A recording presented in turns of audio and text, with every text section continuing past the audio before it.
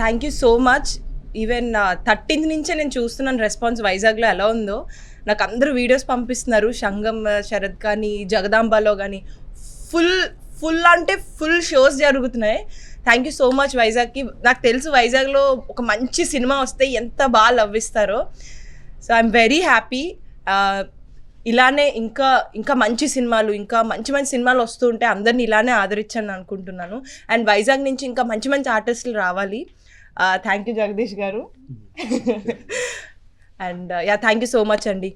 Go to theatres, watch Court. Thank you అండి. మాకు ఇంత పెద్ద హిట్ ఇచ్చి వైజాగ్కి మంచి డిస్ట్రిబ్యూషన్ ఇచ్చారు. మా నాన్నగారు ప్రతి సినిమా మేమే ఇక్కడ చేసాం. మ్యాక్సిమం ఆయన ప్రొడక్షన్ సినిమాలు కానీ అతను హీరోగా నటించిన సినిమాలు కానీ అన్నీ మనమే చేసాం.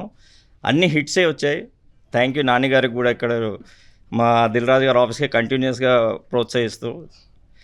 ఈ సినిమా గురించి పర్టికులర్గా చెప్పాలి. కోర్ట్ మేము రిలీజ్ చేసినప్పుడు యాక్చువల్లీ సింగిల్ థియేటర్తో స్టార్ట్ చేసామండి. ఈరోజు జగదాంబ, అక్కడ సంగం శరత్, అక్కడ మద్దెలపాలెం కిన్నెరా కాంప్లెక్స్లోని అందరు అసలు సండే రోజు అయితే ప్రతి థియేటర్ వాళ్ళు మమ్మల్ని వేయడానికి అడిగారండి. మేము కొన్ని దాంట్లో ఇంకా వేయలేని పరిస్థితిలో వేయలేదు తప్ప అన్ని థియేటర్స్ వాళ్ళు అడిగారు. చాలా బాగా చేస్తుంది. ఇప్పటికే ఒక పెద్ద హీరోకి ఎలా అయితే 3 days గ్రాస్ ఎలా చేస్తుందో అలా గ్రాస్ చేసిందండి.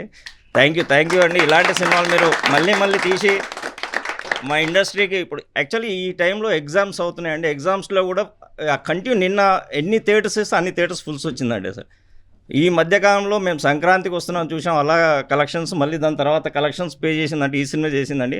Thank you very much. ఇలాంటి సినిమాలు తీయాలి, ఇండస్ట్రీని బాగుండాలని మేము కూడా కోరుకుంటున్నాం. Thank you very much sir.